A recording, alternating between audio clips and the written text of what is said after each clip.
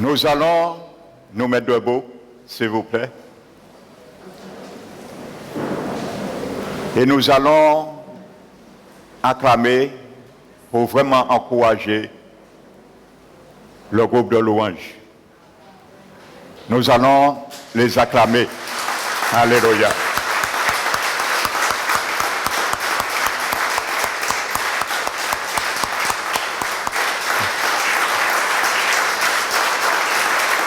Alléluia.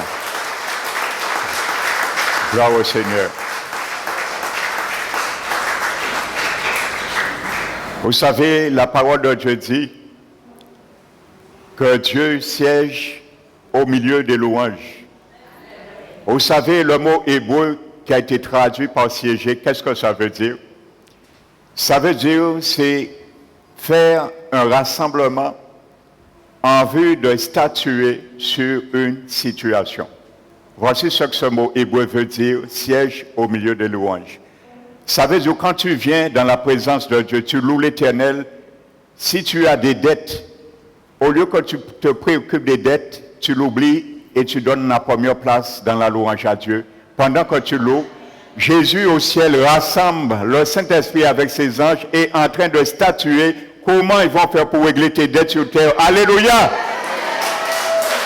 Alléluia! Maintenant, acclamons le roi des rois, le Seigneur des seigneurs. Alléluia! Jésus-Christ de Nazareth. Amen. C'est bon. Merci. Asseyons-nous.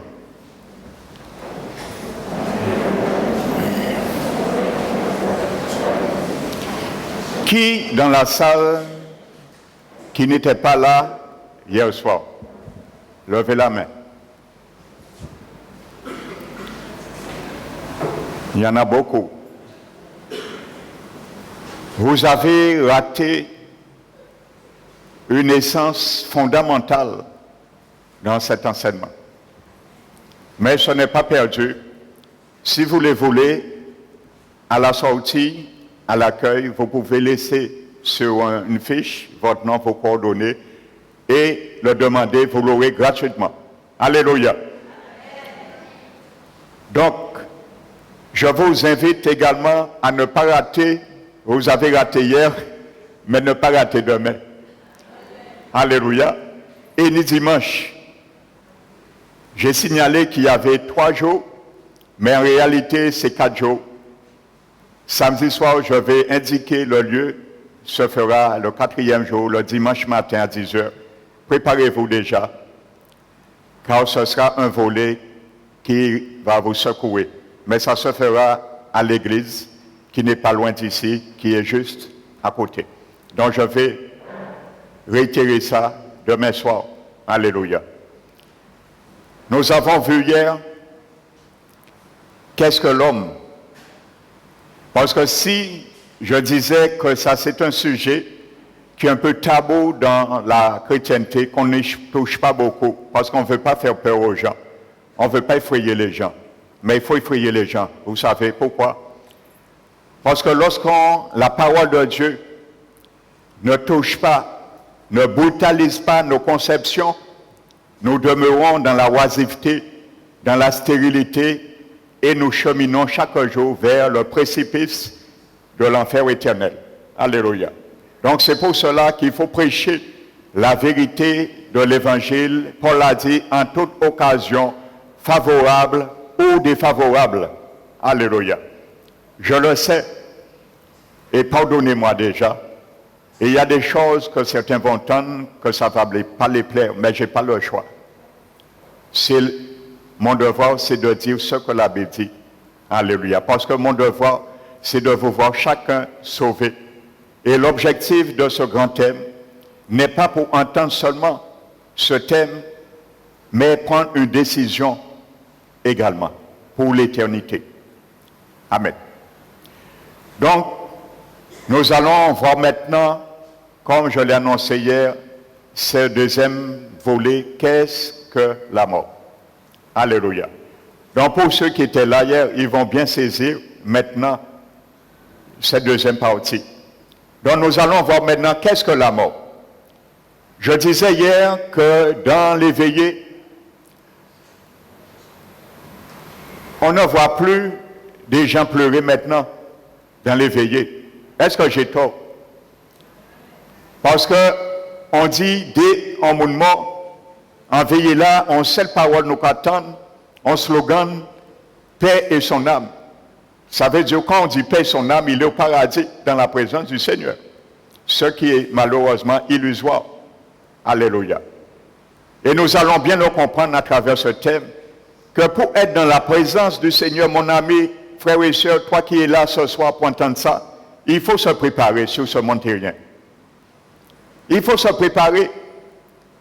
Tu as un examen à te préparer pendant ton pèlerinage terrestre sur ce monde. Parce que le jour où tu meurs, tu es noté pour l'éternité. Il y a deux manières de mourir sur cette terre.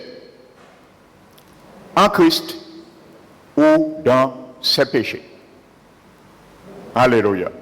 Vous allez me dire, mais tout le monde pêche.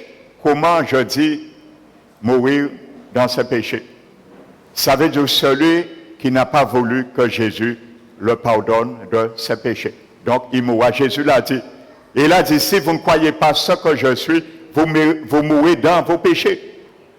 Ça veut dire implicitement, si vous ne voulez pas que moi, le Sauveur, le Rédempteur, vous pardonne, vous mourrez dans vos péchés. Un point, c'est tout. Amen. Donc ce soir, nous allons voir qu'est-ce que la mort. Ce n'est pas moi qui va donner la définition. C'est la parole de Dieu.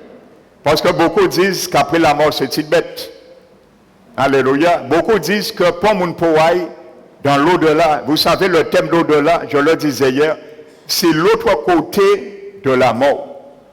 Ça veut dire, après la mort physique, la vie persiste. Et c'est ça que je vais vous démontrer ce soir. La vie humaine persiste même après la mort physique, dans l'au-delà, l'autre côté du monde terrien. Alléluia.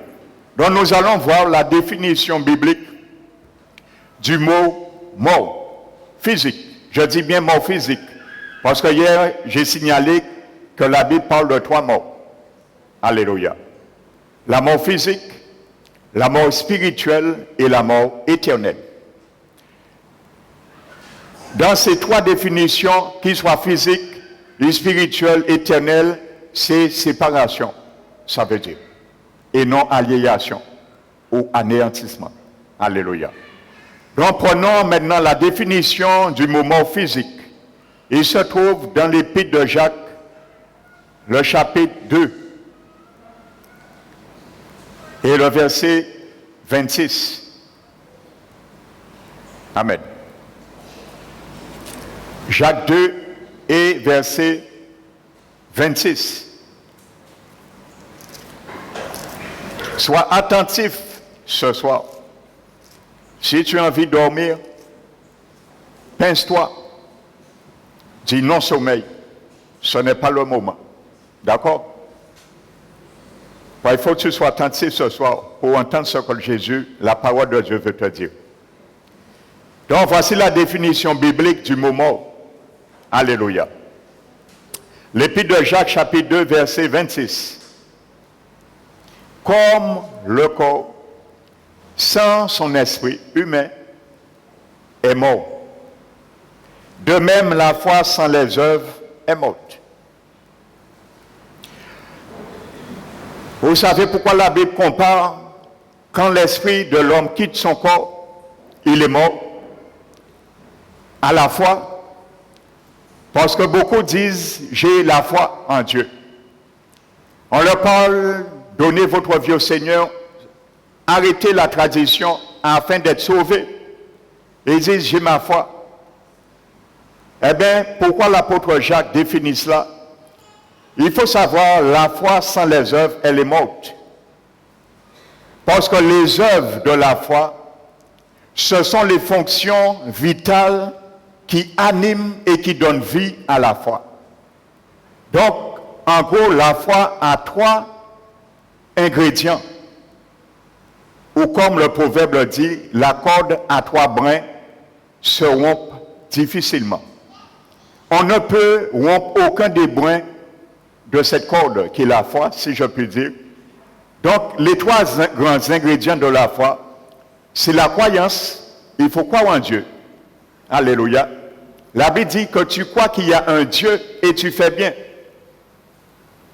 Car les démons croient aussi, mais ils tremblent. La Bible dit celui qui s'approche de Dieu, premièrement, doit croire que Dieu existe. Et deuxièmement, qu'il est le rémunérateur de ceux qui le recherchent. Donc la foi, premier ingrédient, c'est la croyance, la confiance, deuxièmement, et l'obéissance.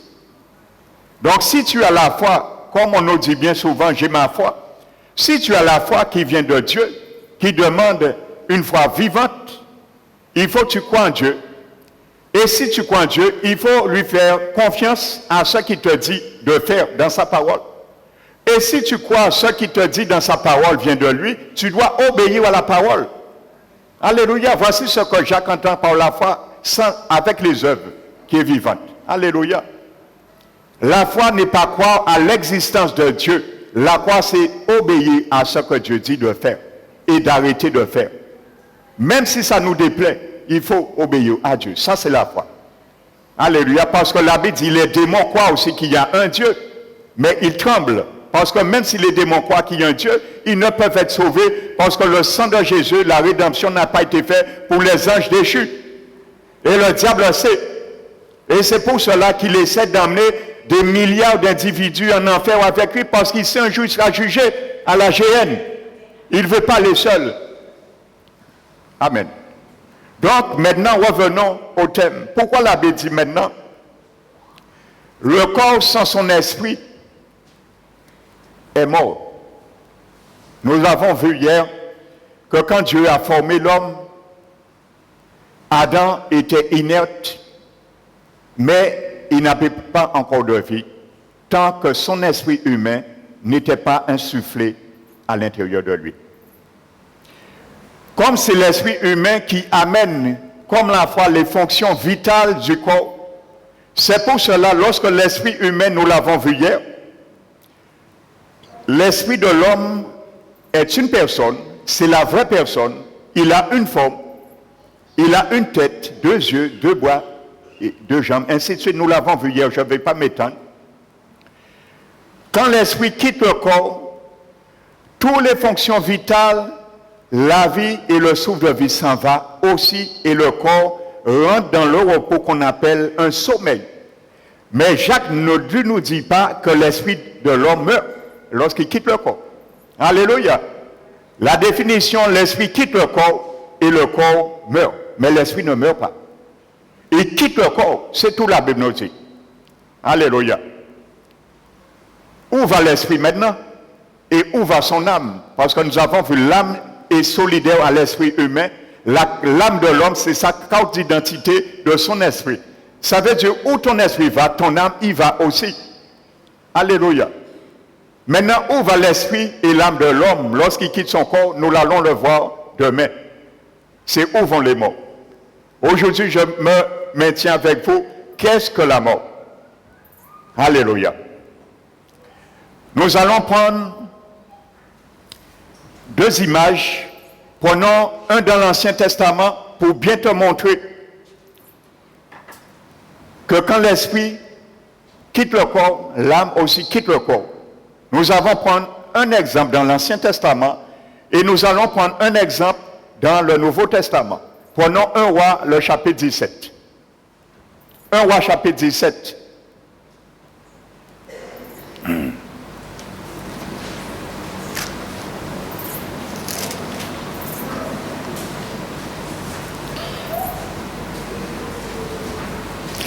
Nous n'allons pas nous étendre. La Bible dit, il y avait une femme à Sarepta, elle avait un fils unique et cet enfant meurt. Donc la Bible nous dit, elle alla appeler le prophète pour venir sur Élie, pour venir prier pour son fils. Regardez ce que la Bible nous dit. Au verset 21, le prophète Élie vient. Alléluia. La Bible nous dit que l'enfant est mort. Alléluia, nous sommes d'accord. La Bible nous dit au verset 21, le prophète Élie s'étendit 3 fois sur l'enfant, invoqua l'Éternel et dit, Éternel, mon Dieu, je t'en prie que l'âme de cet enfant revienne au-dedans de lui. Où était l'âme de l'enfant? Il était hors de lui, nous sommes d'accord. Alléluia. Donc il était mort. L'âme est sortie. Alléluia. Je vous disais que l'âme suit son esprit. Pourquoi c'est l'âme qui est employée là? Parce que dans l'Ancien Testament, les patriarches avaient plutôt tendance à parler de l'âme. Mais dans le Nouveau Testament, on avait toujours tendance à parler de l'esprit. Mais de toute façon, l'esprit et l'âme sont solidaires. Nous l'avons le voir. Alléluia. Verset 22. L'Éternel écouta la voix d'Élie et l'âme de l'enfant revint au-dedans de lui et il fut rendu à la vie. Alléluia. Nous sommes d'accord là. L'âme a quitté le corps est mort. Alléluia. Nous allons voir demain où était l'âme de cet enfant entre-temps. Maintenant, la mort, c'est l'esprit et l'âme qui quittent le corps. Nous avons vu un appartement. La résurrection, que toute personne connaîtra un jour, c'est l'inverse. C'est l'esprit et l'âme qui retournent dans le corps qu'il a laissé, l'appartement. Le même appartement, ce n'est pas la réincarnation. Je disais hier que la réincarnation n'est pas biblique. C'est une doctrine de démon. Alléluia. Ça n'existe pas. Le même corps que tu as laissé à la tombe un jour, c'est ce corps qui reviendra un jour. Que tu sois condamné ou sauvé, les morts, les justes et les vivants connaîtront un jour la résurrection, pas de leur esprit, leur âme. L'esprit et l'âme, nous l'avons vu hier, ne meurt et ne mourra jamais. Il faut que vous le sachiez. Et je disais qu'il y a certains qui enseignent la doctrine du sommet de l'âme. C'est une doctrine de démon. Parce que quand vous enseignez aux gens que leur âme dort à la mort, ils se suicident pour finir avec les problèmes sur la terre. Mais malheureusement, les deux, la seconde que leurs deux yeux physiques se ferment sur le monde terrien, la seconde suivant les deux yeux spirituels de leur esprit s'ouvrent dans l'au-delà, en enfer. Alléluia. Quand vous prêchez quelqu'un qu'après la mort, c'est une bête, l'esprit et l'âme d'or, ils ont qu'à pousser ces gens à suicider. Parce qu'il y a ni problème, alors si on mort, on qu'à fin, on qu'à oublier. Non, malheureusement, la vie, la mort physique est un moyen de te faire sortir dans une enveloppe terrestre qui est le corps physique, son appartement, et de t'installer dans un autre lieu qu'on appelle l'au-delà. Alléluia. Mais ce n'est pas extinction. La vie persiste après la mort parce que l'esprit et l'âme ne meurent jamais. Alléluia. Donc la Bible nous dit maintenant, l'âme retourne à l'enfant et l'enfant revient à la vie. Donc l'âme n'était pas en lui. Vous êtes d'accord? Alléluia. Donc l'âme ne va pas à la tombe. Si on avait enterré cet enfant, est-ce que son âme serait allée à la tombe dans le cercueil? Oui ou non? Non, parce que l'âme était hors de lui.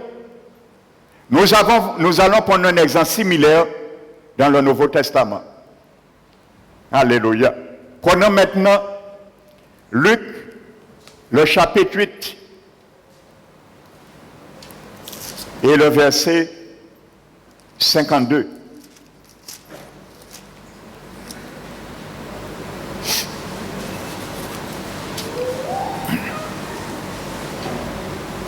Luc chapitre 8.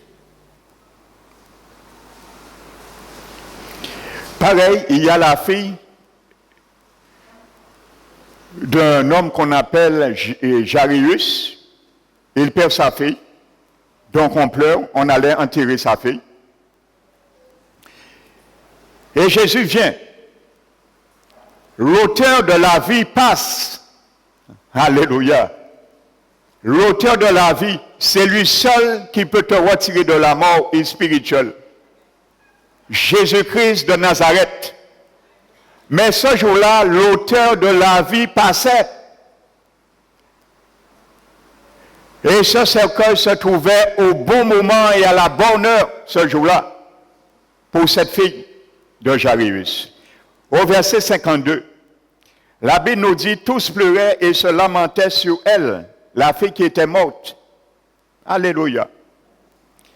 Alors Jésus dit, ne pleurez pas, elle n'est pas morte, mais elle dort. Alléluia. Hier, nous avons vu dans Actes chapitre 7 que Étienne, le premier martyr chrétien, avant de mourir, il voit le ciel s'ouvrir, il voit Jésus à la droite de Dieu le Père, par Jésus était glorifié déjà, Jésus avait été ressuscité déjà. Et il dit, Seigneur Jésus, je remets mon esprit entre tes mains. Et la Bible dit, sous ce fait, il fait cette prière finale. Père, ne les impute pas ce péché, c'est criminel. Et la Bible dit, il s'endormit. Son esprit n'était pas en lui. La Bible en parle, la Bible définit la mort physique comme un sommeil.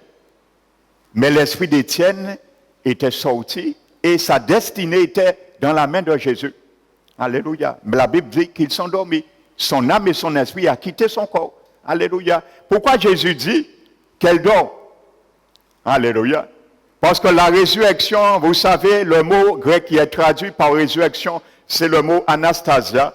Ce mot grec anastasia veut dire se relever de nouveau pour revivre.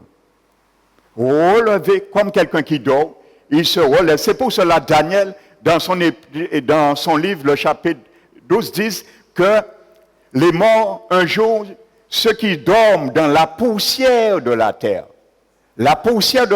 où ils ont été pris, ils parlent du corps physique, qui dorment, reviendront un jour pour la résurrection. Ceux qui dorment dans la poussière de la terre. Alléluia. Donc, Jésus parle parce que son esprit n'est plus en elle. Jésus emploie ça comme un sommeil. Parce que Jésus sait, après le sommeil, on se réveille. Amen. Donc, verset 54, mais il l'a saisi par la main et il dit d'une voix forte, « Enfant, lève-toi. » Et son esprit revint en elle et à l'instant, elle se leva. Alléluia. Et Jésus ordonna qu'on lui donne à manger. Vous savez pourquoi Jésus demande à lui donner à manger? C'est pour te bien montrer qu'elle n'a pas en incantation du vaudou qu'elle a fait. En faux résurrection. Alléluia. Pour te bien montrer c'est en vivant, qui est bien vivant et qui a mangé. Alléluia. Donc la Bible nous montre que l'esprit de cette fille a quitté son corps. Jacques 2, 26 nous dit, lorsque l'esprit quitte le corps est mort, mais l'esprit n'est pas mort. Alléluia. Jésus a ramené l'esprit, il est rentré dans le corps de la fille, la vie est rentrée et il est revenu à la vie, comme nous l'avons vu hier dans le jardin d'Éden. Alléluia. Jésus a fait l'homme de la poussière de la terre, il a soufflé l'esprit, mais il est rentré en Adam, il a pris la forme, il a épousé la forme, et Adam est devenu en vie. Alléluia. Quand ton esprit quitte ton corps, tu reviens à l'état initial. Amen. La résurrection, c'est l'inverse. L'esprit retourne au corps.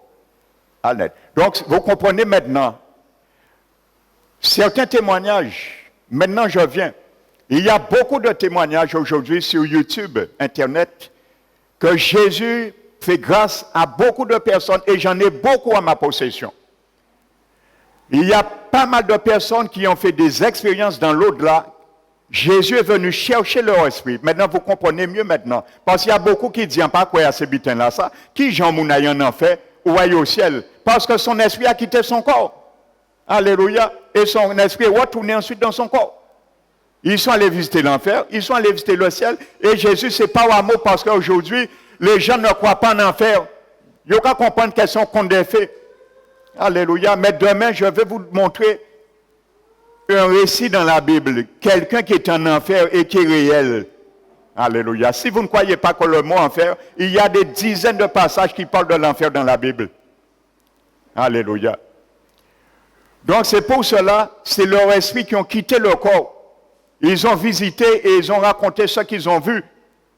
Alléluia. Donc c'est possible. Amen. Donc c'est l'esprit qui quitte et qui retourne dans le corps. Alléluia. Donc j'expliquais quelque chose, je profite de l'expliquer là. Je l'ai ébauché sur une question qui m'a été posée à la télé. Je disais que Jacques 2, 26 dit que lorsque l'esprit quitte le corps est mort. Mais il y a une tendance qu'il faut comprendre également. Il y a des gens qui sont passés par le coma. Et je vous déconseille, frères et sœurs, toi qui es là, lorsque tu es en présence d'un comateux, de bien savoir ce que tu dis en présence d'un comateux. Parce que celui qui est dans le coma, il est inconscient, mais son esprit est bien vivant. Et son esprit entend parfaitement ce que vous dites. Alléluia.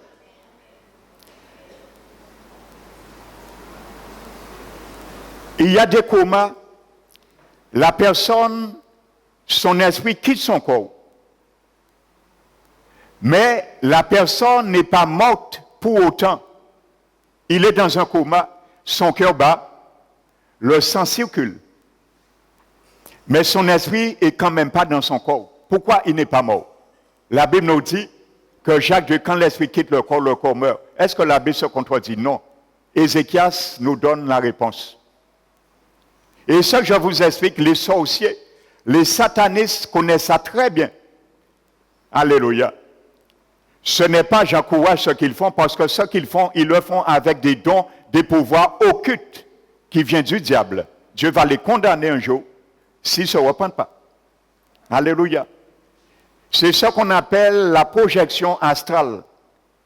Les satanistes, les sorciers, les gardés des affaires, que nous t'es ni l'habitude d'être et peut-être nous là, nous voyons toujours. Je vais vous montrer ce que la Bible dit, ceux et celles qui vont invoquer les gardés des affaires. Alléluia.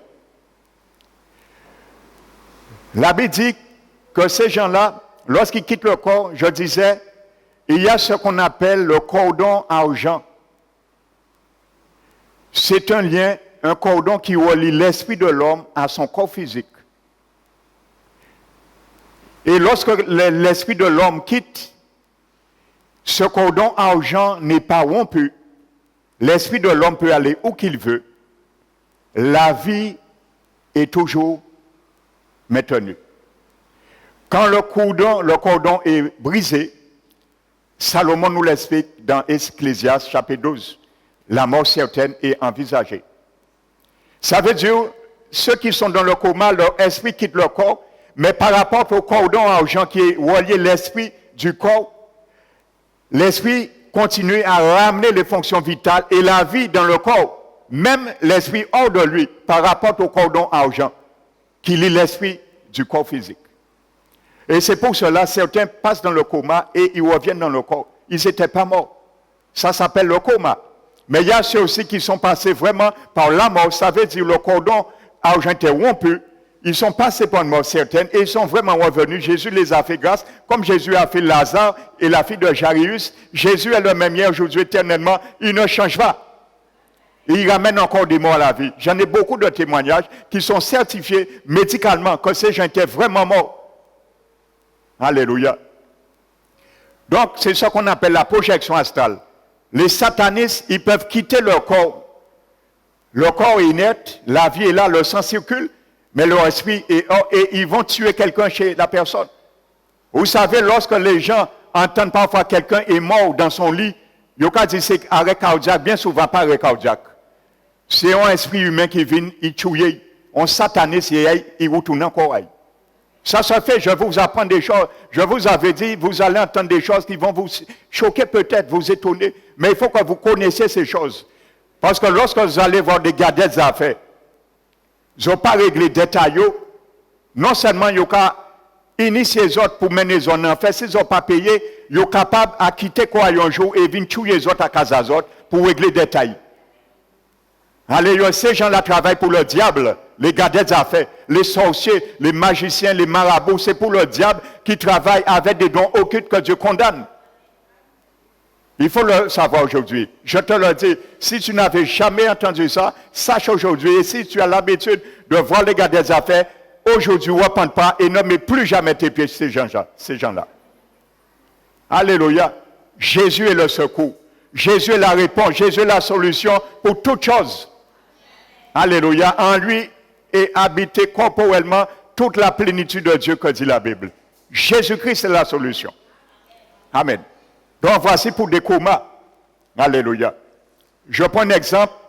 Un jour, il y avait une dame, mon frère Fabrice, il est témoin, il était avec moi. Elle était dans le coma. Nous avions été priés pour elle. Et étant avisé de ces choses que je vous explique ce soir, nous avons prié, commencé à prier. Et à un moment donné, nous avons dit, nous allons parler directement à l'esprit de la dame. Lorsque nous avons commencé à parler à l'esprit de la dame, nous l'avons dit maintenant, un tel, nous allons parler à ton esprit parce que nous savons que ton esprit est bien vivant et qu'il va nous comprendre et nous entendre. Quand nous avons commencé à parler à l'esprit de la dame qui était dans le coma, sa bouche a commencé à bouger et ses yeux voulaient s'ouvrir. Alléluia. Le frère Fabrice, il est là. Il est témoin. Et lorsque nous avons vu ça, on lui a dit, tu sais, c'est bon signe, tu as entendu, tu reviendras demain. Tes yeux vont t'ouvrir demain. Et ça a été fait. Ses yeux sont ouverts demain. Elle est sortie dans le coma. Et elle vit toujours. Alléluia. Donc, je sais ce que je vous dis. Ce sont des réalités. Alors, évitez de mal parler un comateux devant lui. Elle entend parfaitement la personne, ce que vous dites. Alléluia. Amen. Surtout si nous avons dit, en cas de seul bitin, là, vous voyez finir, moi, prendre tout l'argent là. Là, vous voyez venir à la vie, et que Dieu, bon Dieu, bitin. Vous comprenez l'esprit en tant dormi, et bien, quand tout ça, vous dit, il est en tant coma. Eh oui, c'est déjà arrivé. J'ai des témoignages, c'est déjà arrivé. Alléluia. Amen. Continuons. Maintenant, nous allons voir comment l'apôtre Paul décrit la mort physique encore. Donc, comme nous l'avons vu, le corps sort de l'habitacle et l'esprit retourne à Dieu qui lui a donné. Vous savez, je disais hier, pourquoi l'esprit de l'homme ne meurt jamais et ne mourra jamais? Parce que l'esprit de l'homme est sorti de Dieu. Et tout ce qui sort de Dieu est éternel. L'esprit est sorti de Dieu. Nous sommes constitués, je disais, de deux sources matérielles, la poussière de la terre, et une source immatérielle qui vient de Dieu, l'esprit. Ton esprit est immatériel. Alléluia. Mais il a une forme. Je le précise. Ton esprit a la même forme que toi. La seule chose, tu ne le vois pas. Il est en toi, tu ne peux pas le voir. Il est invisible. Il est dans un appartement. Et c'est ça que je vais vous démontrer. Que ton corps, mon corps, est l'appartement de notre esprit. Alléluia. L'apôtre Pierre et l'apôtre Paul vont nous l'expliquer. Alléluia. Prenons la deuxième épître de l'apôtre Pierre.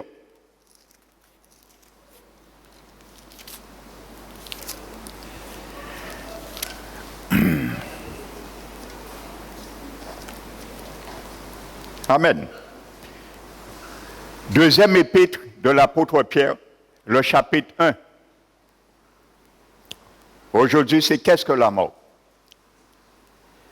L'apôtre Pierre va nous le définir encore, le décrit, comment il entend la mort et le corps physique de notre esprit. Verset 13. Écoute ce que l'apôtre Pierre nous dit. 2 Pierre 1, verset 13. Et je regarde. Alléluia. Regarde bien ce que Pierre dit, je, le pronom je. Et je regarde. Comme un devoir. Il parle aux chrétiens. Aussi longtemps que je suis dans cette tente. Alléluia. Est-ce que l'attente et le je, c'est la même chose? Non. Pierre dit, et je regarde comme un devoir aussi longtemps que je suis dans cette tente. Pierre appelle son corps physique une tente. Le je là, c'est son esprit. Alléluia. Comme nous l'avons vu dans 2 Corinthiens 4, nous ne perdons pas courage. De même que notre homme extérieur, le corps physique, se détruit, notre homme intérieur se renouvelle de jour en jour. Alléluia. L'homme extérieur, c'est l'habitacle que Pierre appelle une tente, ton corps physique. Et l'homme intérieur, c'est ton esprit. Alléluia. Alors Pierre dit, je regarde comme un devoir. Aussi longtemps je resterai dans cette tente. Son corps est une tente. Une tente est faite pour quoi? Pour un pèlerin, un nomade, une tente. Alléluia. Mais le pèlerin n'est pas la tente. Et la tente n'est pas le pèlerin. Si je reprends cette pensée, je peux dire, moi, je regarde comme un devoir aussi longtemps que je suis dans cette salle. Est-ce que cette salle, c'est moi? Et est-ce que moi, je suis cette salle? Non, je suis dans cette salle. Cette salle, c'est la tente, le corps physique de l'apôtre Pierre, et son esprit, la vraie personne, il dit je. Il décrit son esprit comme je, le pronom je. Alléluia. Regardons ce qu'il dit. Car je sais, là il parle de la mort physique, car je sais que je la quitterai subitement. La mort frappe subitement. Car l'esprit, une fois la mort nous frappe, l'esprit quitte subitement, également le même moment. Il dit, mon esprit quittera cette tente, mon corps physique, subitement. Alléluia. Donc Pierre est conscient qu'à la mort, son esprit et son âme ne vont pas dormir à la tombe. Il ne va pas demeurer dans son corps. La putréfaction est pour le corps physique et non pour l'esprit et l'âme. Il n'y a pas de petite bête, ni dans ton esprit et ni dans ton âme. Ça n'existe pas dans la Bible. Ça n'existe pas des petites bêtes. Putréfaction, ça n'existe pas dans l'esprit humain et l'âme de l'homme. Ça n'existe pas. Le corps, oui. Et quand la Bible parle de résurrection, la Bible ne parle jamais de résurrection ni de l'esprit humain, ni de son âme, mais toujours de son corps physique. Les sectes, je ne vais pas nommer leur nom, vous connaissez de qui je parle. S'ils avaient l'esprit de Dieu, ils auraient compris ce que je vous explique ce soir. Qui a dit le sommet de l'âme et l'enfer pas qu'à exister. Demain, tu vas voir l'enfer exister. Ce n'est pas moi qui l'ai échafaudé. Ce ne sont pas des hommes par leur témoignage. C'est Jésus lui-même, les apôtres qui parlent de l'enfer. Alléluia. C'est un lieu, il faut le dire, il faut parler de ça. Parce que ça fait partie de l'évangile de Jésus. L'enfer. Il faut parler de l'enfer. Il faut parler du ciel. Ça fait partie de l'évangile de Jésus-Christ de Nazareth. Alléluia. Donc il dit, mais ainsi que notre Seigneur Jésus me l'a fait connaître. Qui a fait connaître ça, Pierre? Qui a donné cet enseignement à l'apôtre Pierre? Que quand tu meurs, ton esprit et ton âme quittent ton corps. Jésus-Christ. Alléluia. Et je vais te montrer demain où était l'esprit, comme je le disais hier, l'esprit et l'âme de Jésus quand il était dans la tombe. Nous allons voir où est allé l'esprit et l'âme de Jésus. La Bible dit. L'esprit humain et l'âme de Jésus n'est pas resté dans sa tombe parce que Jésus était homme. Il est Dieu homme aujourd'hui. Pour l'éternité, il n'a pas changé de silhouette. Jésus est resté homme. Il est Dieu homme aujourd'hui et il sera Dieu homme pour l'éternité. Et aujourd'hui, il veut faire de toi un homme Dieu un jour.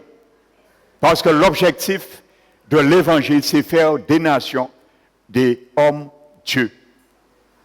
Jésus est Dieu homme, il veut faire des hommes Dieu et devenir des petits dieux un jour, au rétablissement de toutes choses. Donc là, c'est clair. Alléluia. Pierre décrit bien que son corps est une tente, un habitacle, comme je l'expliquais hier.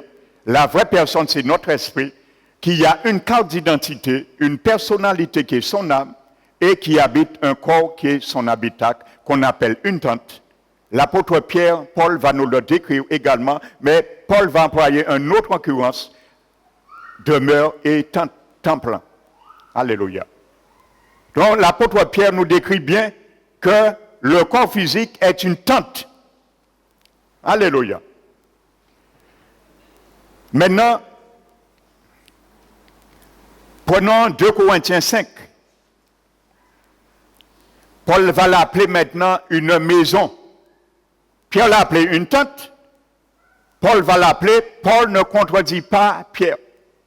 Ils ont gardé le même langage. Et Pierre a dit, c'est Jésus qui l'a enseigné ça. Alors si tu t'opposes à l'enseignement de Jésus, qui te dit quand tu meurs, ton esprit quitte ton corps, tu te retournes contre la parole de Jésus. Parce que c'est qui enseignait l'apôtre Pierre ça. Alléluia. À part Pierre qui fait une doctrine d'être lui-même. Il n'est pas échafaudé en doctrine. Il dit c'est Jésus qui enseignait ça. Alors nous devons nous aligner. Alléluia. Prenons 2 Corinthiens 5.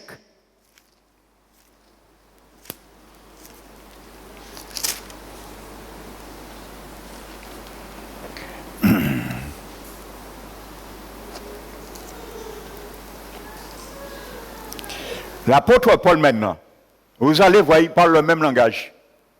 Et c'est lui-même qui dit ailleurs, en parlant des apôtres, nous n'avons pas l'habitude de falsifier l'évangile du Christ.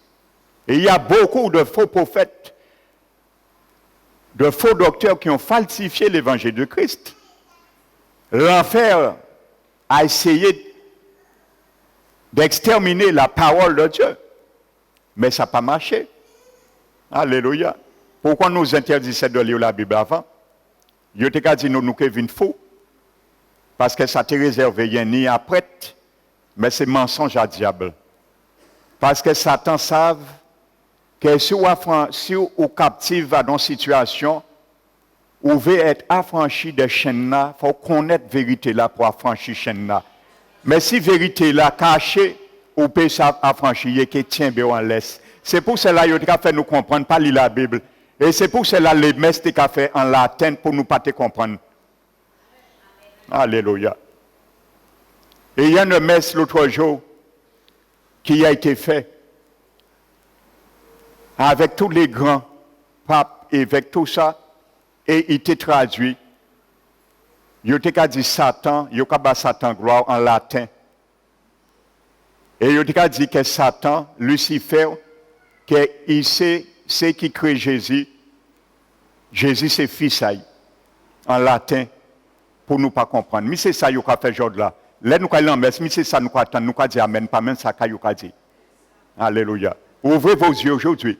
Parce que dans les derniers temps, nous avons un mystère d'iniquité, et c'était prophétisé. Sachez qui est-ce que vous suivez. Alléluia. Et je veux vous le dire aujourd'hui. Je le témoignage, ceux qui veulent, vous pouvez l'avoir en feuille. Jean-Paul II en a fait aujourd'hui. J'ai le témoignage. Ce que je vous ai expliqué, Jésus a envoyé une fille, Jessica, 18 ans, aller voir Jean-Paul II en fait.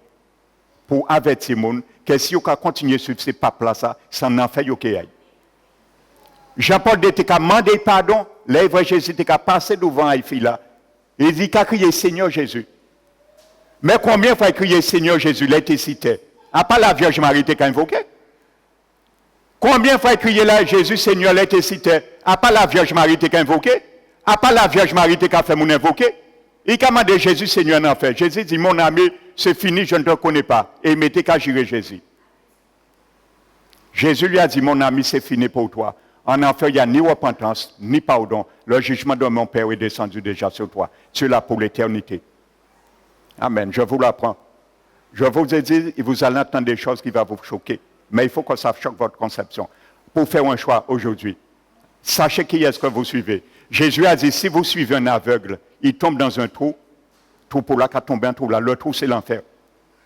Alléluia. Vous savez, ce n'est pas pour importuner les oreilles, hein, on prêche l'évangile. Ce n'est pas pour importuner les oreilles des gens, hein, agacer les oreilles, c'est pour sauver les gens. Parce que vous ne savez pas l'opportunité, le privilège que Jésus vous donne d'entendre l'évangile, du salut. Alléluia. Donc regardez ce que l'apôtre Paul dit. 2 Corinthiens 5, verset 1. Nous savons en effet que si cette tente, alléluia, là c'est traduit tente dans la Bible, dans le grec c'est demeure. De toute façon ça ne change rien, c'est la même réalité. Mais dans le grec c'est demeure. Ça veut dire simplement Paul décrit maintenant, au lieu de tente, il emploie demeure. Alléluia. Là c'est traduit par tente, mais dans le grec c'est demeure. Mais ça ne change rien. Alléluia. Amen. Donc la tente c'est pour un pèlerin, la demeure c'est pour un résident. Alléluia. Donc ça tombe encore mieux.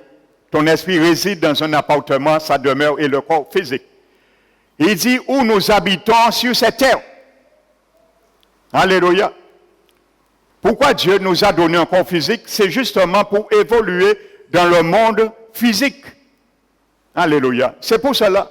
Il a mis notre esprit dans un appartement terrestre pour communiquer, évoluer dans le monde physique. Alléluia. Sur cette terre est détruite. Alléluia. Il parle de la mort. Paul parle de la mort. Donc la mort, pour Paul, est décrit comme le démantèlement d'une demeure, d'une tente. Le démantèlement. Alléluia.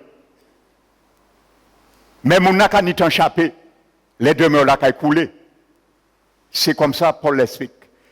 Et il dit, nous savons en effet que si cette demeure, cette tente où nous habitons sur la terre est détruite, nous avons dans le ciel choisi aujourd'hui cette demeure, quand tu meurs, mon ami, aujourd'hui.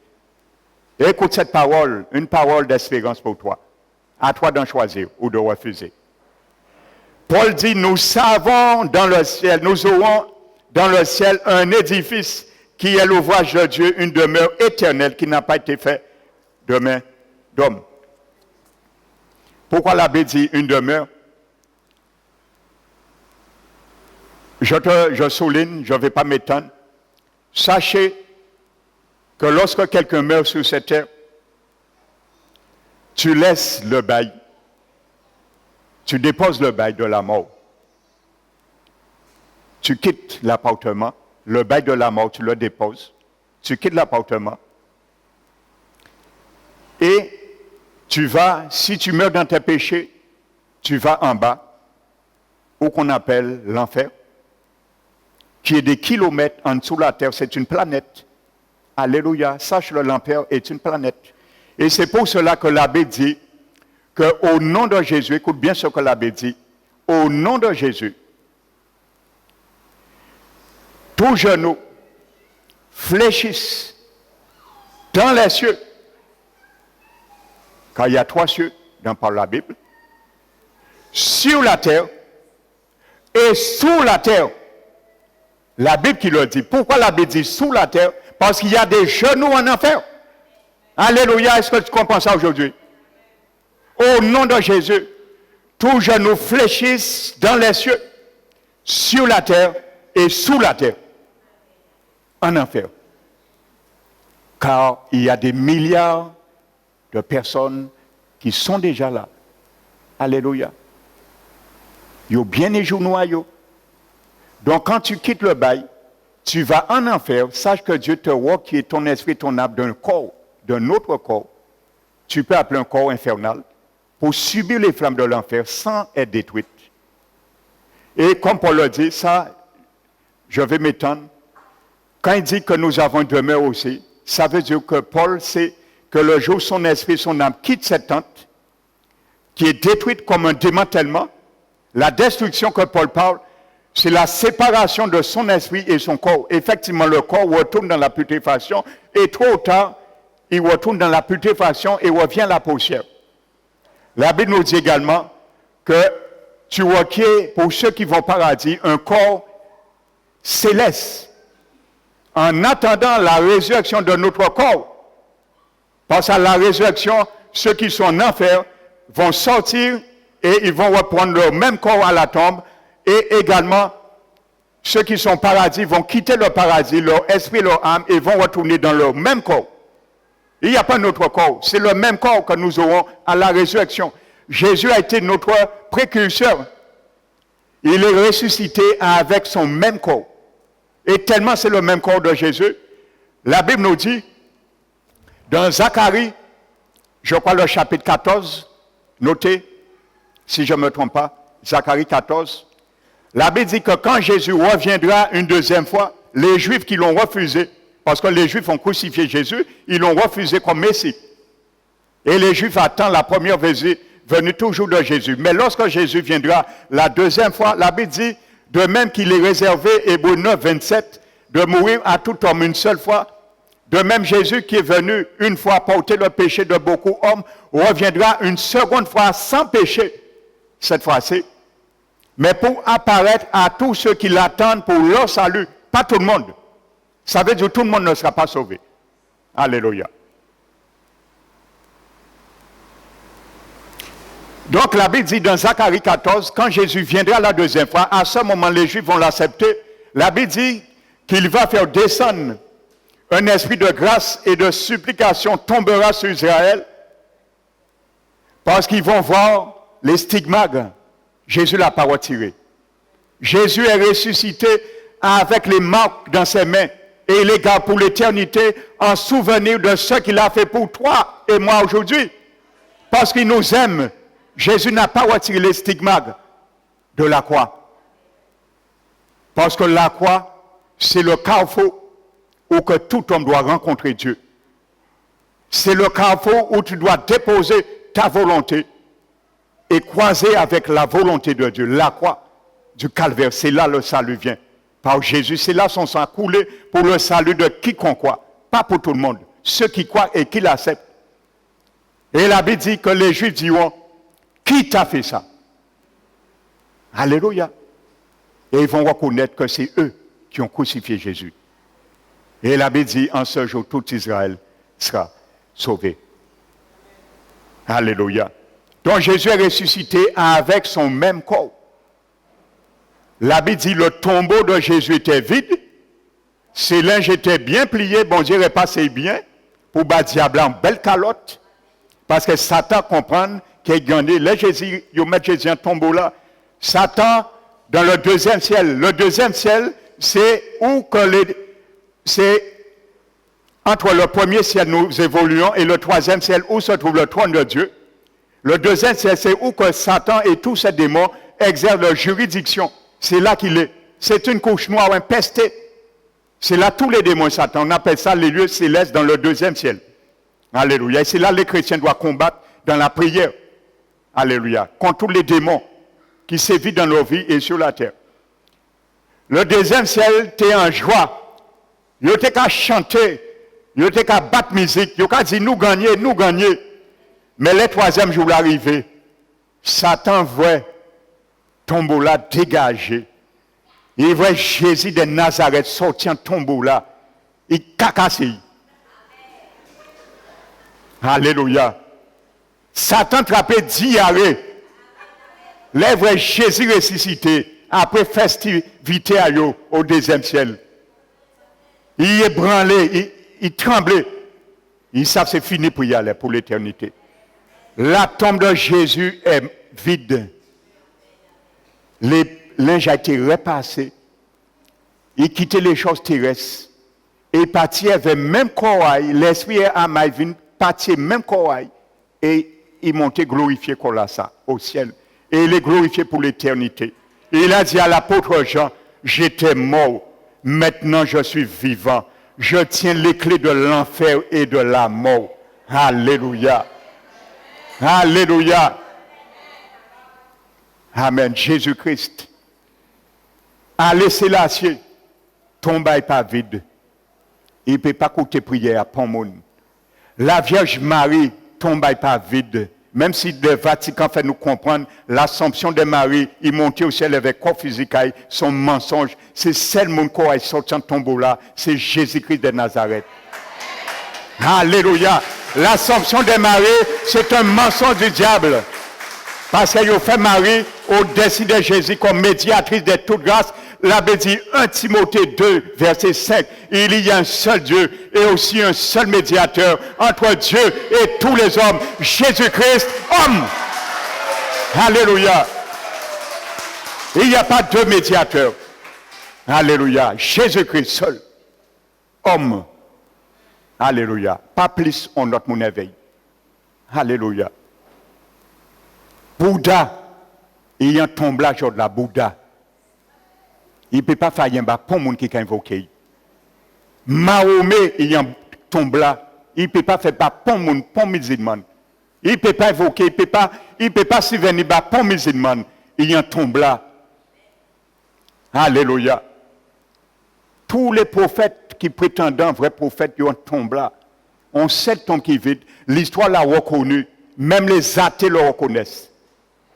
Ils reconnaissent parce qu'il y a le même calendrier là et les calendriers ont été établis à partir de la mort de Jésus et sa résurrection, de la vie de Jésus, en l'an avant, en l'an après. Même on a atterré car on reconnaît le calendrier là qui vient à partir de Jésus, avant Jésus-Christ et après Jésus-Christ. Le calendrier. Alléluia. L'histoire est marquée par Jésus, sa venue sur terre, avant Jésus-Christ, après Jésus-Christ.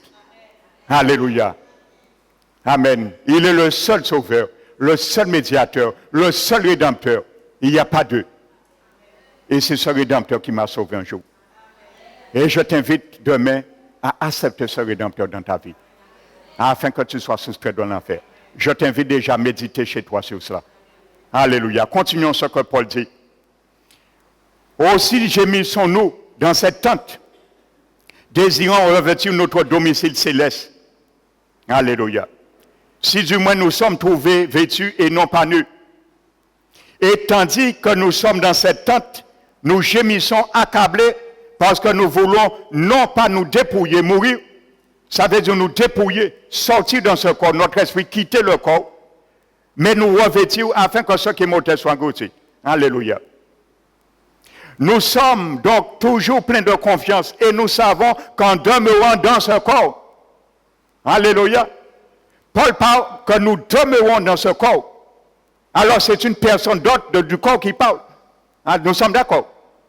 Si Paul dit nous demeurons dans ce corps, il ne parle pas du corps, il parle d'une personne qui demeure dans le corps. Alléluia. Nous savons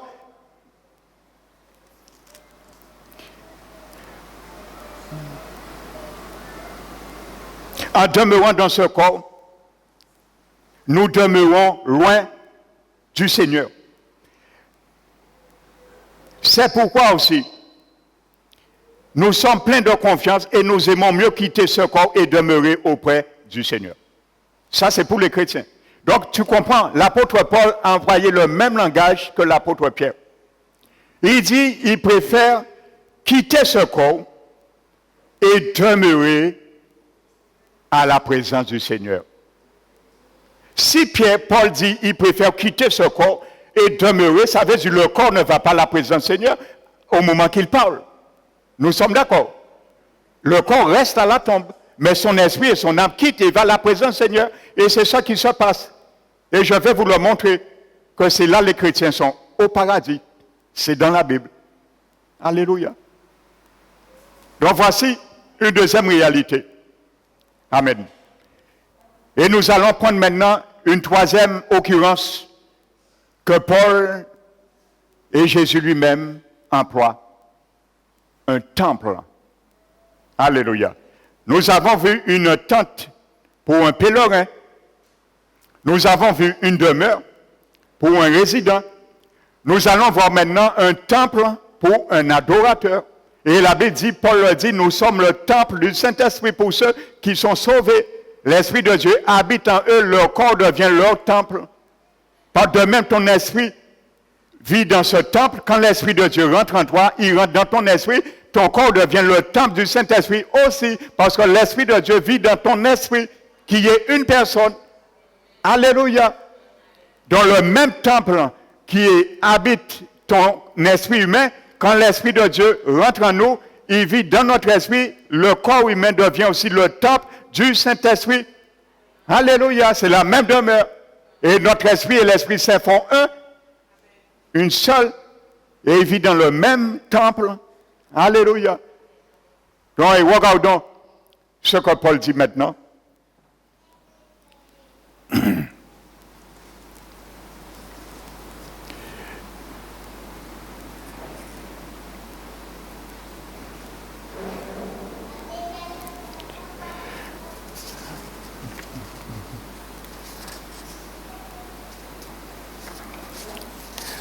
Donc nous allons prendre maintenant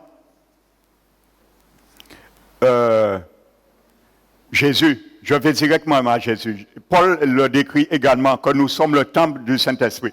Mais je vais prendre Jean, prenons l'épître de Jean, le chapitre 2.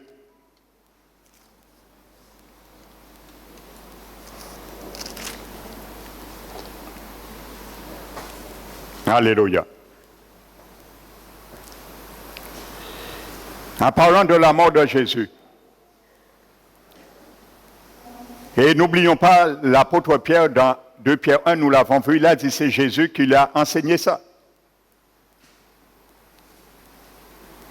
Amen. Jésus savait qu'il serait mort. Jésus savait que son corps physique demeura dans la tombe jusqu'au 3e jour et qu'il ressuscitera. Mais Jésus savait aussi où irait son esprit et son âme. Nous allons le voir demain. Alléluia. Nous allons voir où était l'esprit de Jésus lors de sa mort. La Bible en parle. Amen. Et où était l'esprit et l'âme? Demain, nous allons voir où était l'esprit et l'âme de tous les chrétiens qui mouraient avant que Jésus venait. Où était l'esprit et l'âme des chrétiens? Est-ce qu'ils allaient au paradis? Et nous allons voir maintenant où va l'esprit et l'âme des chrétiens maintenant à partir de la mort et de l'ascension de Jésus. Ça, c'est demain. Mais regardez la troisième occurrence que Jésus emploie.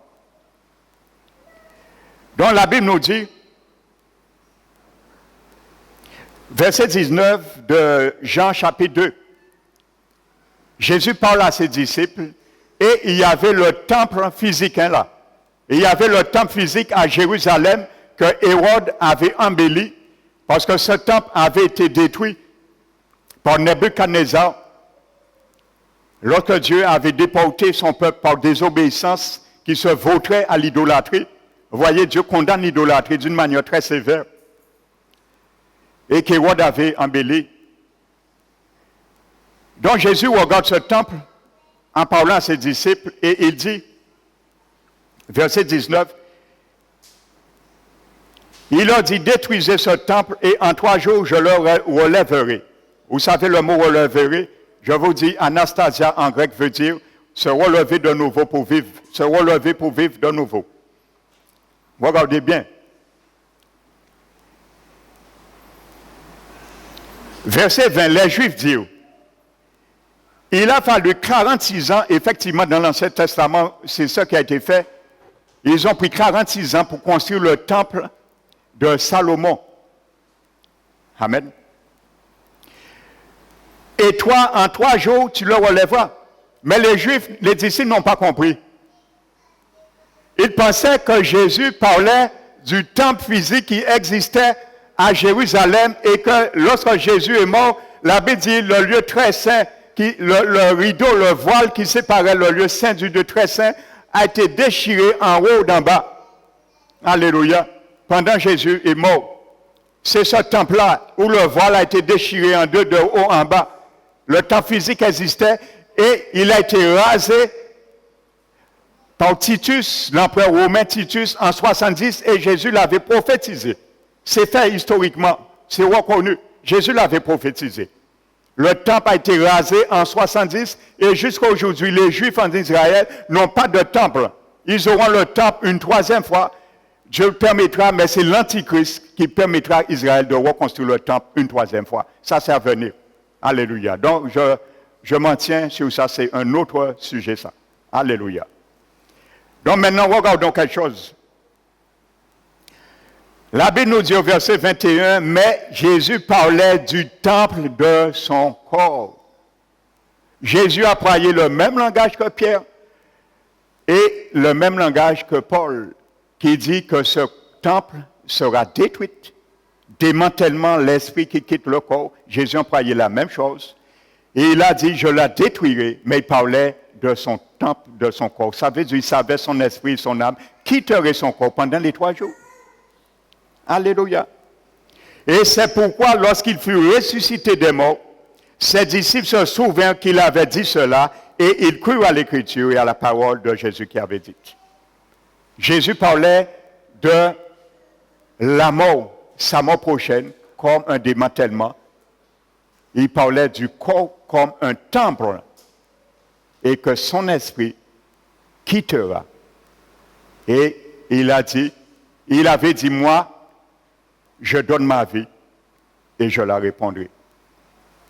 Il a dit, détruisez ce temple, ça veut dire, tuez-moi, détruisez ce temple, pas le temple physique, que les Juifs ont mal compris en premier abord. Et il a dit, tuez-moi, parce que je dois mourir pour la rédemption. Si je ne meurs pas, pas mon peut sauver. Si Jésus n'était pas mort, pas mon peut sauver. Alors tuez-moi, mais que vous prenez vie en moi, parce que l'esprit à moi, qui retourne encore moi, qui temple à l'esprit en moi en 3 jours. C'est ça que Jésus a dit. Un parabole qu'il employait. Détruisez ce temple, et en 3 jours, je le relèverai. Lui. Alléluia. Il reviendra. Il relèvera le temple, parce que c'est son esprit même qui retournera dans son corps. Alléluia. Il dit je, l'esprit je. Pierre a dit je, Paul a dit je. Le pronom je. Alléluia. Ton esprit est une personne. Alléluia. Le je que Paul, Jésus et Pierre a fait occurrence du je, c'est leur esprit humain. Alléluia. Donc voici, frères et sœurs, la définition de qu'est-ce que la mort maintenant. Maintenant, tu es conscient maintenant qu'est-ce que la mort. Tu sais maintenant, si demain tu pars, que ton esprit et ton âme quittent l'appartement. Alors maintenant, nous comprenons bien que notre corps soit représenté comme on a vu une destruction, un démantèlement, que notre corps soit défini comme une tente pour un pèlerin, comme une demeure pour un résident, ou comme un temple pour un adorateur, que la tente, que la demeure ou que le temple se détruisent, le pèlerin, le résident et l'adorateur peuvent courir et épargner la catastrophe. C'est la même réalité. Alléluia. Le démantèlement, mais la personne sort. Lorsqu'il y a un tremblement de terre, on court. La maison est effondrée, mais nous courons pour sortir. Donc voici comme ça il faut comprendre ce que Pierre, Paul et Jésus voulaient définir comme la mort. Quand la Bible parle de la destruction de la mort, le sommet de la mort, c'est la même réalité. C'est le démantèlement. Ça veut dire la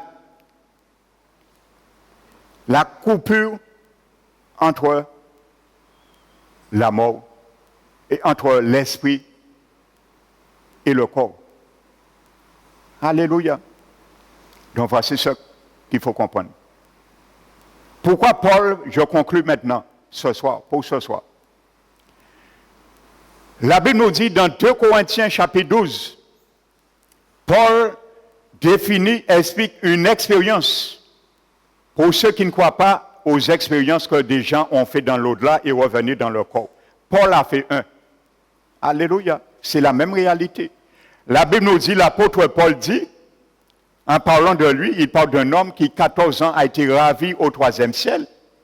Regardez bien ce que Paul, il y a des détails que nous devons bien méditer dans la Bible quand nous étudions la Bible. Paul dit, je ne sais, il parle de lui. Paul a été ravi, il a été au 3e ciel. Et il a dit, moi, je ne sais pas si cette expérience a été faite dans son corps physique. Il a été ravi dans son corps, comme le disciple Philippe. La Bible dit l'Esprit l'a enlevé, il l'a ramené à Samarie corporellement pour prêcher l'Évangile. Donc Paul dit, il ne sait pas si cette expérience, il l'a fait dans son corps ou il l'a fait hors de son corps, avec son esprit.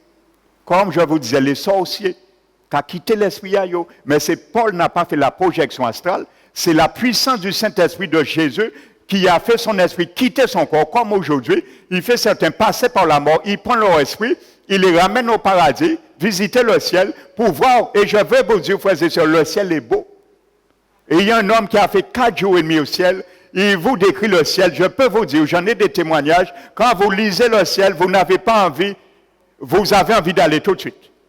Et je comprends la motivation de Pierre et Paul qui disaient, ils préfèrent quitter ce corps et aller à la présence du Seigneur. Je peux vous dire, il y a des rues pavées d'or pur. Les rues sont or. Il y a des fleuves limpides de vie. Il y a des arbres, il y a des fruits, il y a des animaux. Alléluia. Tout est merveilleux. Il n'y a pas la mort là. Il y a un homme qui a fait un serviteur de Dieu. Il a été au ciel à l'âge de 8 ans dans son corps physique. Alléluia.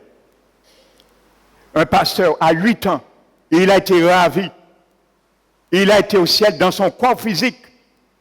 Il a cru que c'était, il rêvait au début. Ensuite, comme il a dit, ses parents étaient chrétiens, il allait à l'église évangélique et il entendait le pasteur prêcher de l'enlèvement. Il a dit, c'est l'enlèvement. Mais il a dit, non, je suis tout seul. Il y aurait Dieu des milliers. Et il s'est trouvé dans une porte, pavée d'or. Et perplexe, il est là, il entend une voix qui est remplie d'amour, et il se retourne, il voit un homme. Je vous dis, Jésus est un homme. Il est resté homme, il est Dieu homme. Il a vu un homme très rempli de muscles, et il avait une beauté indescriptible. Et cet homme l'a accueilli, Jésus-Christ. Il a joué, il s'est baigné dans les fleuves de vie avec Jésus. Et il a dit, lorsqu'on marchait dans la pelouse au ciel, il n'y a pas de jardinier qui taille la pelouse. Il a dit, quand tu marches sur la pelouse s'incline, il reprend vie tout de suite. Il n'y a pas de mort là, tout est vie. Il n'y a pas une herbe qui est plus haut que l'autre. La perfection. Et c'est pour cela, Paul dit, il a entendu des choses, il a vu des choses qui n'est point entendu les oreilles, qui n'a point vu des yeux des hommes et qui n'est point monté au cœur des hommes, qui lui a été interdit de dire, bien sûr. Jésus dit, montre ça, mais pas dit rien. Il a dit, mais pourquoi l'apôtre Paul dit, il ne sait pas si c'est dans son corps ou hors de son corps. Pourquoi?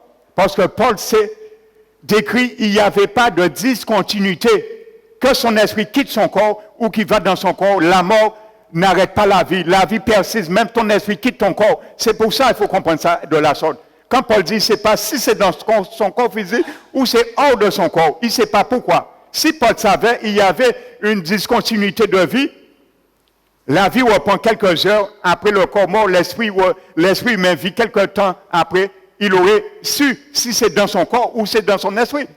C'est parce qu'il n'y avait pas de discontinuité, de coupure de la vie. À la seconde tu meurs, la seconde suivante tu vis dans l'au-delà avec ton esprit. Alléluia, Paul le dit, hein? Il a fait cette expérience, il s'est passé dans son corps ou hors de son corps avec son esprit. Son esprit qui a quitté son corps, hors de mon corps.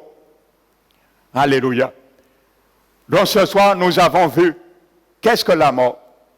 Demain, nous allons voir maintenant. Je t'encourage, mets tout rendez-vous que tu avais pris demain. Viens entendre cette partie. C'est capital pour toi. Où vont les morts? Et c'est là que nous allons voir, la Bible parle de l'enfer. Et nous allons voir qui va en enfer et qui va au ciel. Est-ce que tout le monde va au ciel? Nous allons le voir. Qu'est-ce qu'il faut faire pour aller au ciel? Est-ce qu'on rentre au ciel comme ça?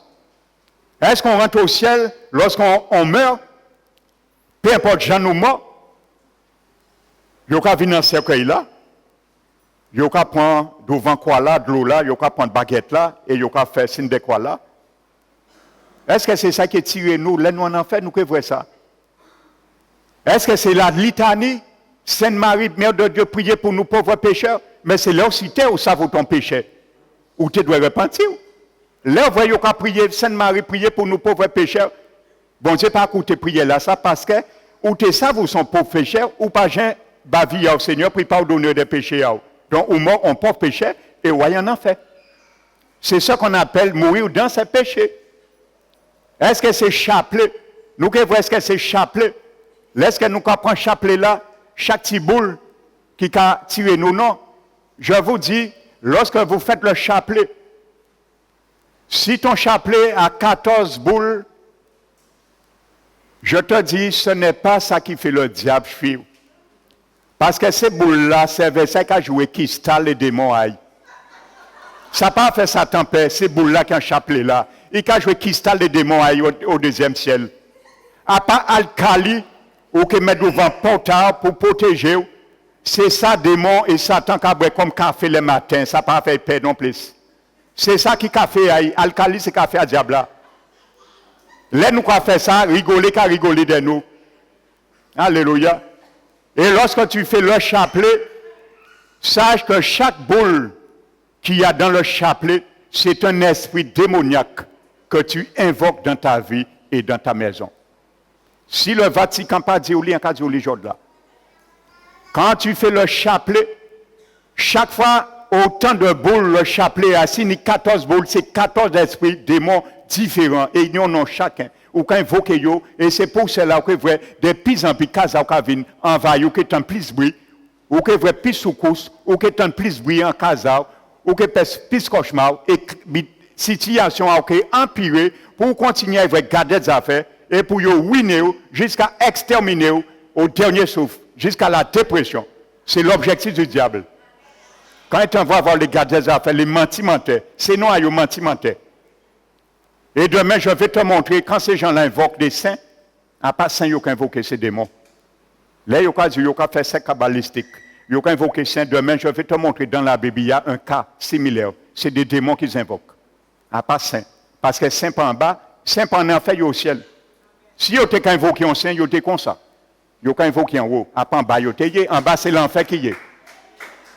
Alléluia. Et les saints, ce ne sont pas des hommes et des femmes qu'on a déifiés sur terre avant de mourir. Saint-Madeleine, Saint-Madeleine, Saint-Marie, il n'y a pas ça, saint. Un saint, c'est moi. C'est toi, si tu as l'Esprit de Dieu, tu es un saint. Alléluia. Voici la définition biblique du mot saint.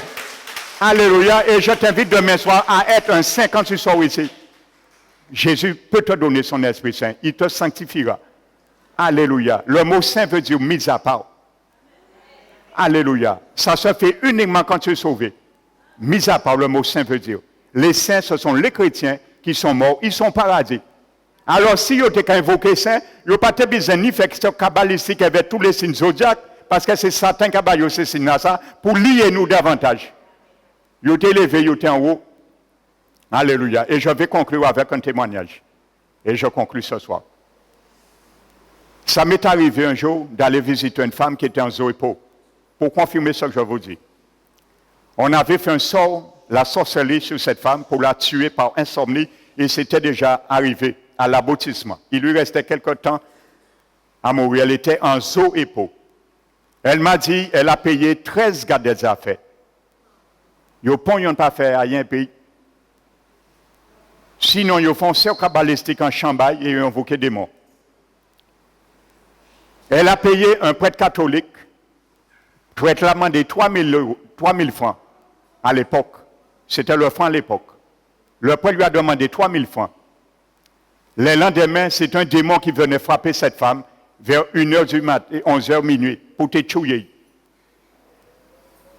Le lendemain, il criait la Béla, il dit la Béla, démon là, la Béla dit pas qui paye, il met ton petit bocal d'huile d'onction en chef madame là, il dit démon là qui est parti.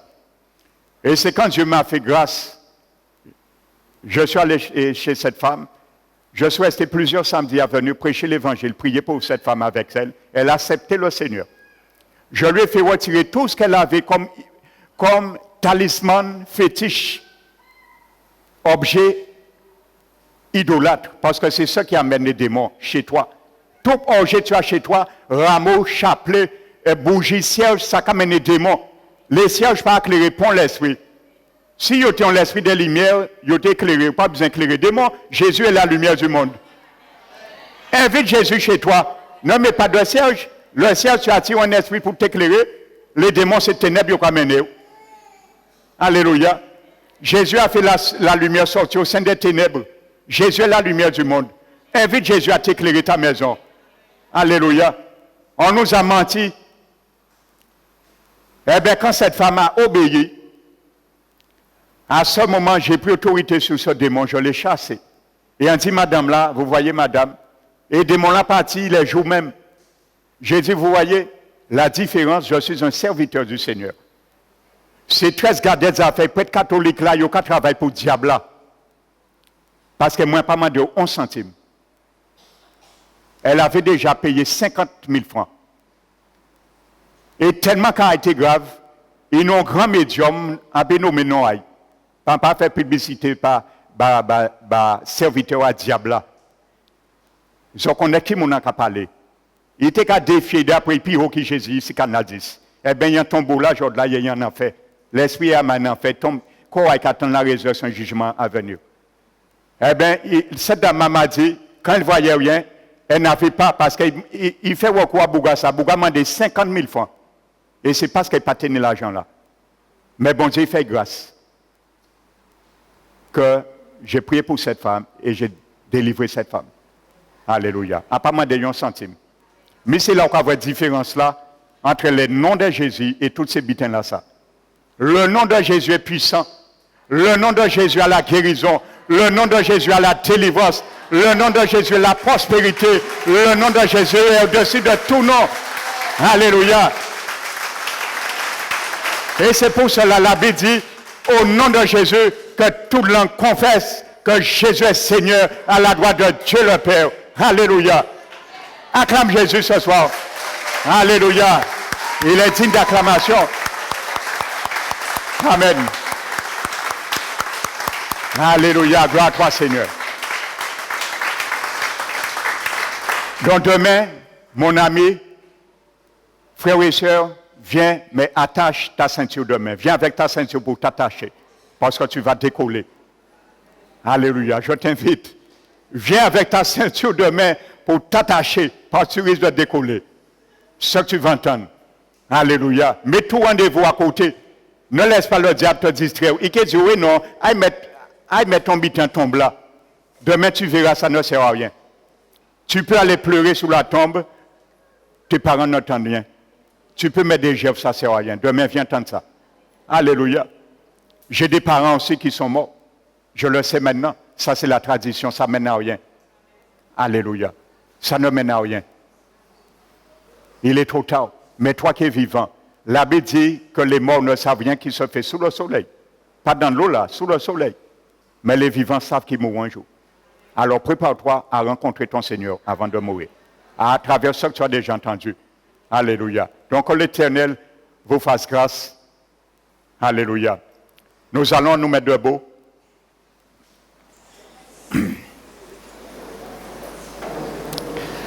Fermons les yeux. Père éternel, j'élève ton Saint-Nom dans ce lieu. Père éternel, je glorifie ton Saint-Nom dans ce lieu.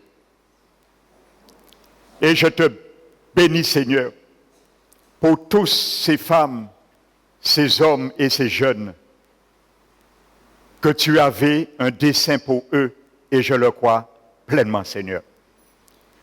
Ils sont venus hier, ils sont venus aujourd'hui, et ils viendront demain dimanche entendre encore ta parole. Car tu as fixé ce rendez-vous avec eux avant même la fondation du monde. Alors Seigneur, nous t'élevons. Seigneur, je te le remets, Seigneur, entre tes mains ce soir, mon Dieu. Car nous savons, Seigneur, que le diable a un dessein pour eux également, pour les perdre. Mais tu as aussi un dessein qui supplante les desseins du diable. C'est pour cela, Seigneur, notre prière ce soir, que tu les couvres ce soir en sautant dans ce lieu. de tout obstacle, de toute embûche, de tout accident qui proviendrait du royaume céleste du diable, mon Dieu. Que ceux et celles, Seigneur, qui a encore des choses qui ont tendu, Seigneur, qui amènent des présences malfaisants, malsains chez eux, puissent prendre une décision, afin, Seigneur, de prendre un engagement à te laisser marcher maintenant au milieu de leur maison, car tu es la lumière, Seigneur. Toi, tu brilles dans les ténèbres et tu exposes les ténèbres à la lumière. Car tu as dit, si nous marchons dans la lumière, comme toi es dans la lumière, nous sommes mutuellement en communion avec toi et le sang de Jésus-Christ nous purifie de tout péché. Je te bénis, Seigneur. Garde-les, Seigneur. Protège-les, Seigneur, durant la nuit. Protège leur demeure. Protège, Seigneur. Nous lions, Seigneur, les mains du diable à leur égard, afin qu'ils ne puissent point, Seigneur, susciter quoi que ce soit pour les ramener, Seigneur, à un autre rendez-vous que le tien, Seigneur. Sois glorifié, sois béni, Seigneur. Ce qu'ils ont entendu de toi ce soir soit une semence incorruptible qui puisse germer et ramener le salut de l'éternité dans leur cœur, mon Dieu. Sois élevé, Père, sois glorifié. Nous te remercions dans le nom de notre Rédempteur Jésus-Christ. Amen.